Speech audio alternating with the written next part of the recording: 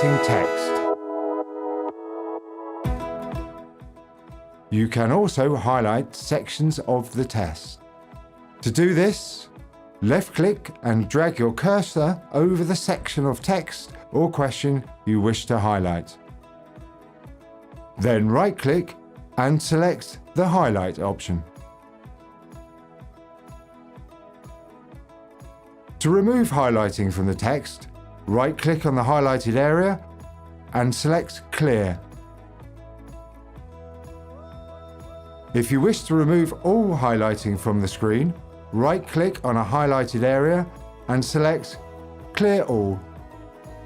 You do not need to remove the highlighted text before moving on to the next question.